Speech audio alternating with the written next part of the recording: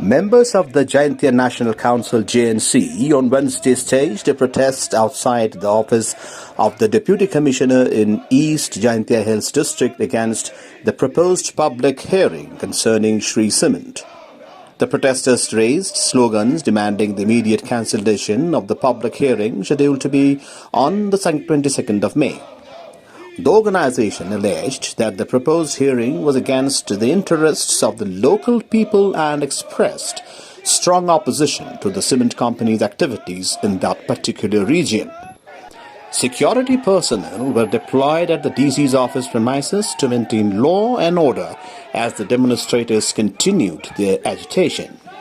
JNC leaders warned the organization would intensify its protest if the authorities failed to halt the public hearing.